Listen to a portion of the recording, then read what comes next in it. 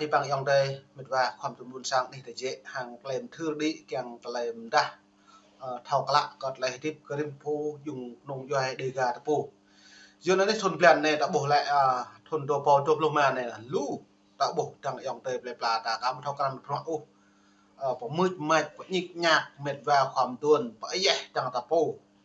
tập năng nhẹ con nọ cả đảng công sản Việt Nam vượt lướt sự rộn gì đạo ple pla tapu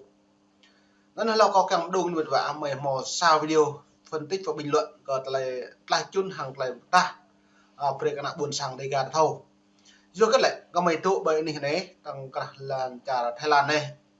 bộ luôn ta lại gần ru cho nên nấm nuôi lại nhưng mà thâu lỗ nhiều lẽ lại về cái đoạn bạch hải lẽ từng nhịp nhạc mượt mạch hệ tầm bạc càng làm gì gợi bình về bạch hải này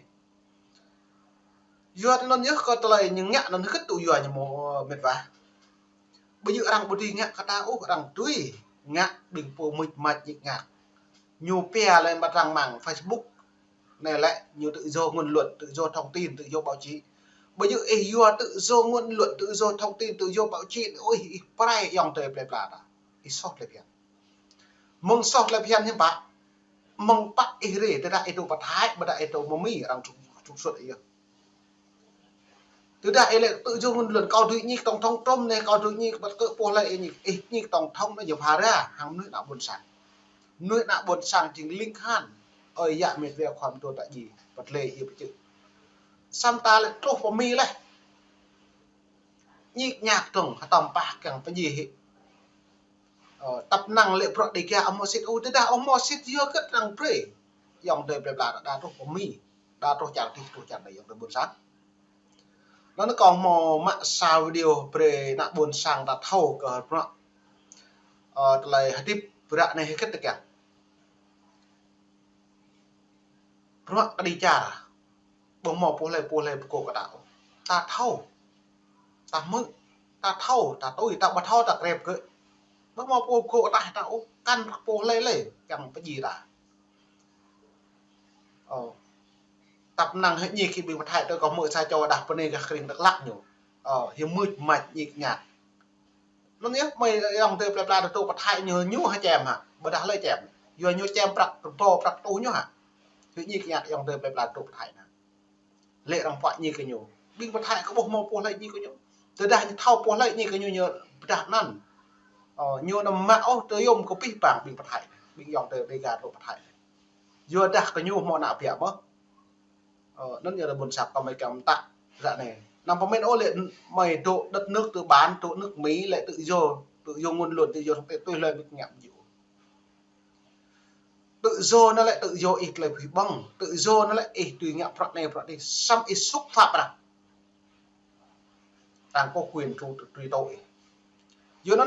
kèm sẽ như giáo nên là cuộc họp như giáo đưa nàn như lại càng trục xuất hiện ông Lộc này Đức Lộc này nhô lại chính các đảng Cộng hòa mà lào để hàng này nhiều phản bội trong nội bộ của đảng trong đảng nhiều Cộng hòa lên là lưu nhịp nhạc rim nuôi nhà Cộng hòa thua như vậy còn rồi cho đảng Cộng sản trong như vậy bởi nhịp lúm đạt là nhịp nó bằng hội đồng lại rằng trong say nó premi trục xuất Lộc này giờ đã nhiều bên đảng trụ bên chẳng miễu nhô lại chính tay sai của đảng Cộng sản Việt Nam nên pro yon là vào nó có cả bữa lễ nè buồn sạp đây cả đã nó mong này mày phải xem lăng lại video bật lon này hàng lại ta đi này thì cũng rất là khó khăn để tìm được giải pháp thì em lại lúc cuối thì mình mới thấy bắt đầu tôi có giải pháp thì mình sẽ từ từ mình đi vào cái giải pháp thì hôm nay còn muốn nói gì không? Trước tiên thì mình được biết cái buổi họp này là cuộc họp khoáng đại của cộng đồng Nam Cali chứ không phải là ủy ban chợ vàng thì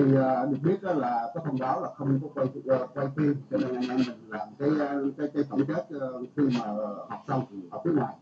xin mời em thì mà không quay phim thì đi vào nghe nội dung thì như cái luật anh Phát cũng nói rồi là chỉ được vào nghe nội dung thôi chứ không quay phim thì những người khách họ tới họ ngại thì mình tôn trọng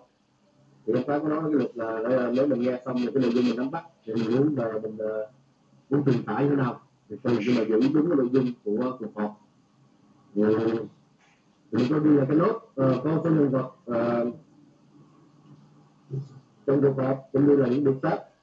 đó biện pháp đi. Thì sau là giới thiệu của anh Pháp Bùi thì anh cũng nói lại là cái nội dung và những câu nói của anh Ngọc Lộc. Ngọc Lộc, sư Ngọc Họ Lộc. cảm thấy xúc phạm Việt Nam Cộng Hòa thì họ lên tiếng. Thì sau đó có ông giám mục Trần Thanh Vân vừa cũng đưa ra ý kiến rồi ông nhấn mạnh cái bài nói của ông Tâm không có cộng sản vân vân. Rồi sau đó anh Pháp Bùi có nói là anh đi vào tập trung vấn đề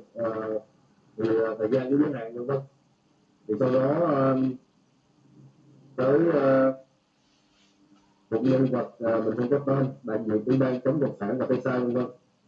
Thì anh đó có nói rằng là thật ra cái luật không có cái luật pháp nào rõ ràng để được bảo vệ lá cờ vàng ba cờ đỏ. Thì anh nói theo mình nghĩ rất là thật, nhưng mà anh được có vẻ không có được gọi là những người trong đó đồng ý. Đó thì đó là cái ý kiến riêng. Thì họ nói anh nói là không được vân vân. Thì anh nói là cái lá cờ giống như là nó không có pháp luật đó mà cho nên là pháp lý, cho nên là có tìm những cái biện pháp chế tài. Đó thì đó là một nhân vật mình không nghe rõ cái tên.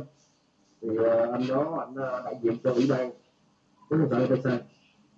Thế là ảnh từ cái thành viên của cái ủy ban đó, chứ không phải là ảnh là một thành viên rất là trong ủy ban đó của bác Phan Trường Sơn. Anh có nói đằng sau lưng mình là cái tượng đài của công trình tự đạo thì rất là gần cái văn phòng. Thì giờ là đang trước mặt mình đang cái đường Phước Hết, là đường Phước Hết, thì mình muốn lấy ra cái không, và cái văn phòng nằm rất là sát với lại khu mình đang đứng cùng có phát trên lót luôn. Vậy thì tại sao thì nói các bạn tại sao mà đứng ngay góc này. Bây giờ đứng xích tay xíu cho thấy rõ cái tượng trần cái ông đứng lắm quá đó ngoài. Cái lớn nó như cái camera như thế này. Được không? Rồi tiếp tục là có cô Kim Ly Hồ. Đó thì cô có giới thiệu sơ. Cô là con của tù nhân Hồ Sĩ Khải. Mình nghe cái đầu con Hồ Sĩ Khải. Thì cái nội dung của cô Kim Ly Hồ, cô nói rằng là cô nói về vấn đề, cô nói cái độc lập pháp. Cô nói là nếu mà một dân tộc nào có vẻ là incite, tức là kích thích cái sự mà bạo động đó, đưa tới vấn đề riot là bạo động đó, thì chúng ta có thể kiện và cảnh sát can thiệp. Ok, em mới lấy cắt lại giật lê mang tháp pol họp trong sai pro cho dọn lại họp apa ni betul. Nan cắt lại trong sai pro ta nyo lại vừa ta ngọc lập này lại lu mang tháp pol nyo lại chinh cả đang có hòa mà họ duyệt đang có hòa mà dụ sam yo cất tru ra này em bạn nhịp nhạc mũi mạch ta nhịp lệ cộng hòa bằng một lệ thứ lệ từng là cơ ba sọc vàng nó lại đang bộ đội chủ nó đấy từ một bao ấy dạ nhú gì không do anh lúc do cất nhớ trục vào mỹ đây lại nhiều fan bội trong bộ cái bộ như vậy do nó nói bằng pol mà pro ta nhiều này trong sai pre trục xuất thì ngọc lập này lệ anh là chậm cái nào bằng bùi giáp của nhóm nước lại crụ lần chá căn giáp của nhóm nước cộng hòa này chừng giáp nhóm nước cộng sản non ta lại tung klumไปbằng ta lại mạ lại này ở ham cái rim cho yang tới plei pla ta bộ ví dụ liệu một lệp hẳn tôi có bộ yang tới plei pla ta đã nhung ngại không ăn ta thâu mà nhiều công sản bây nhiêu này tụ cả polo đề gà ta mà nuôi đề gà mà cái nạp sẽ đề gà ta mà đoạn và mì đoạn và Campuchia đoạn và Thái đoạn lũ này chứ nhị ta po đắng và ngại giặt tăng ta po đắng po quạt đi mang răng màng tao nhịp giặt po này và nhịp po đi chứ bạn đã từ mình coi như là tôi là một sư kim cái bụng mà chưa cất trắng một cái ai nhớ ra một cái chung cái nhớ lấy kẹo đó mình đang lùm nữa mình làm từng tươm chỗ đỡ ra những thao lên ô tô của mình đi đang có quyền khang to cao có nhiều khang cao to cao có nhiều rồi mong bạn như đây như chung lệ của nó non một vả lem tạ lại năm bốn men út lệ lại rằng một tuy ngạ cả rằng tuy ngạ cả xong rằng tụt lăng do pap chính trị để phản po lại cái đi chả lại rằng ngạ phọ lại rằng thầu rồi coi bật rồi bật đều đã đà lệ bui năm tôi có nhiều nhiều hẹp trai nhiều hứt lại nhiều lại dùng cái từ nhiều hứt đấy á nhiều mít mạch nhịp nhạc là tiền đi gà đã phọ đi chả làm thao khăn đi hứt sẽ đang còn săn ngạ con săn như mẹ cứ y như thao khăn đi hứt nhưng mà thao khăn đi pum tả thao khăn em một lời vậy như mày nơi đang còn săn bây giờ này một pha ra lắm bạn này đi gà rồi này như lợi dụng cái nhiều hứt đã tầm thần hiệu nhị rằng rằng hiệu mít mạch to không bị mà dòng đời này lại đi pro đi chặt tức là nhà to họ riêng cái bộ lại là một liệu này nhà to cũng bút cái pipa những nhị cái pipa xem bạn lại ngay bờ đà lại rằng mạng pro cái nhổ đà nhận độ của mỹ rằng giáp một cái nhổ rằng có thể xuất cái nhổ rằng vừa mọc lô cho nạp rằng xuất cái nhổ rằng một chút cái nhổ rằng bây giáp cái nhổ nuôi tị nạn nổ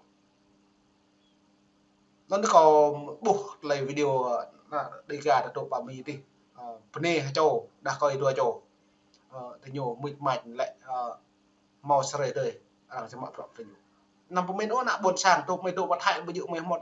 mấy đoạn bắt hại nó là giờ chọn chấm gì bây giờ mấy đoạn bắt hại giờ gặp đặc mi bạc prang tới để hiểuอย่างđời buồn sàng là lệ bơi cầu bây giờ nuôi đề ga có bây giờ cਰੂ có nào mà leo lên thì bỏ mò làm ar có nguyên nhân cất như nào bỏ mò làm ar mong bác cái việc giờ như này lập 12 hả vừa đại học hả rằng tiền cho của mình hảนั่นเลยคำตามตันทางเลยนะบนสร้างเปรตรังเลยที่กระดาเปรตคอมปูเม็ดว่าความตัวตะบนสร้างตะปูวัดดอยจางที่ดอยเน่ตาขมอตาเอาเมาจำก็นำยูดูคือตาเท่าละแฮบว่าเท่าแฮบละตะเก็บคือแต่ได้ไอ้แกงเนี่ย Facebook เกาวิวเกาไลค์รู้ไอ้ยัวไอ้ตัวมายุนช่วงมาคือโตมาด่าเวในที่เวกำลังเลยหักอาบบัดเลยเลยทื่อกับเพราะเลยเพลงเบลล่าลุ่มตาbây giờ hệ nhị rằng nó ôi mà cầu view còn lại bây giờ hệ nhị đề ga nó ôi mà cầu view còn lại bây giờ thế thì anh nhắc bài nó được tới nạ bịa ý gì xăm nạ bịa ý đồ rộng hơn này nhưng bạn rằng này thì dần bịa lại lịch lại mị lại mài phẳng cất như ngạ mị mài đang lưu lớp đi nằm bố mấy đâu lại cầm mang răng bằng Facebook em đi không tôi có mấy hẹp này mấy hẹp như là buồn sàng thâu mấy hẹp sóc là phải lại những bộ nếu nó mày đúng một vảมันในเราปีมงปีอย่างเดิมเลยปลาขับอีกเจริญนิวฟรีปีตะบัลลาก็ไม่เมามะโมตูเสกงอกหลับนั่นแหละหลังจากทุกสุดคืออยู่อยู่พันบุตรตรงในบุมังตะปูอยู่ยาวนุ้ยกองหอยอะไรก็เพาะน้ำจ่าปีนี้ปูปีนี้ปีบังเป็นไงบุญสักขับอีก